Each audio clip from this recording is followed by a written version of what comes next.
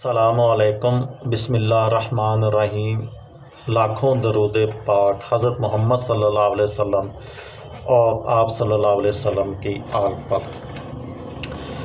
آج کی اس ویڈیو میں 11 اور 12 جنوری کو پیش آنے والے کچھ خصوصی اور تاریخی اہمیت کے واقعات آپ لوگوں کی گوش گزار کروں گا۔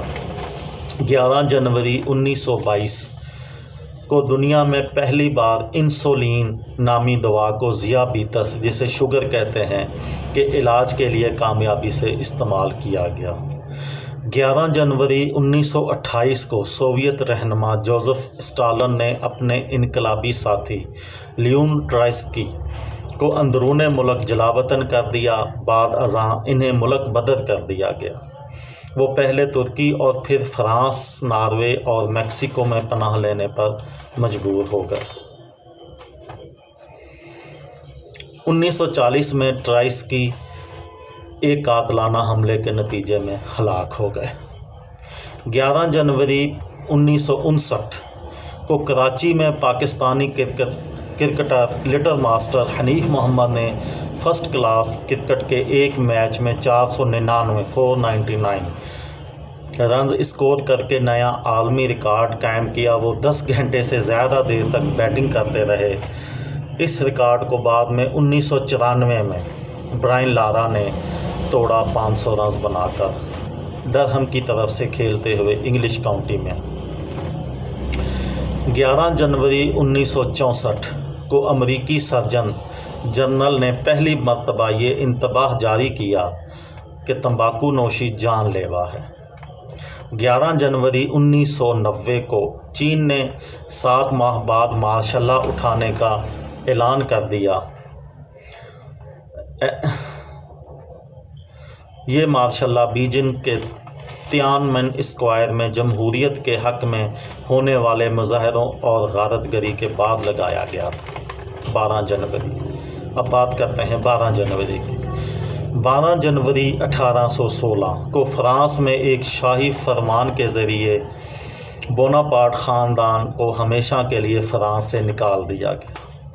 12 جنوری 1926 کو پیرس میں واقع پیسچر انسٹیٹیوٹ نے اعلان کیا کہ اس نے ٹیٹنس کی بیماری سے بچاؤ کے لیے ایک مادہ دریافت کر لیا ہے۔ 12 جنوری 1947 مشہور باکسر جو فریر کی تاریخ پیدائش ہے۔ وہ 1970 سے 1975 تک عالمی ہیوی ویٹ باکسنگ چیمپئن رہے۔ 12 جنوری 1976 کو اگاتھا کرسٹی کا انتقال ہو گیا۔ جرائم پر مبنی کہانیاں لکھ کر بین الاقوامی شہرت حاصل کرنے والی اگاتھا کرسٹی نے 1920 میں پہلی کہانی لکھی تھی۔ ان کے 100 سے زائد ناولوں میں سے متعدد پر فلمیں بنائی گئیں۔ وہ دنیا کی تمام اہم زبانوں میں ان کی کہانیوں کے تراجم شائع ہوئے۔ ان کی کہانی ماؤس ٹریپ پر مبنی اسٹیج ڈرامہ لندن میں 25 برس تک چلتا رہا، روزانہ کی بنیاد پر پیش ہوتا رہا 25 برس تک۔ 12 جنوری 1989 کو یوگنڈا کے سابقہ رہنما ایدی امین کو ظاہرے سے نکال دیا گیا اور انہیں ہمسایہ ملک سینیگال میں پناہ لینی پڑی۔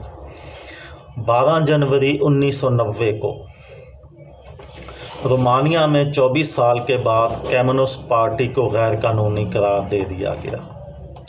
12 جنوری 1991 کو امریکی کانگریس نے خلیج فارس میں کے بحران کے نتیجے میں کویت پر حملہ کرنے والے عراق کے خلاف فوجی کارروائی کی منظوری دے دی۔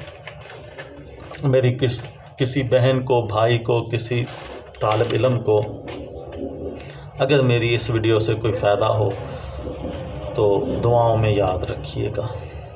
دل دل پاکستان، جان جان پاکستان۔ السلام علیکم۔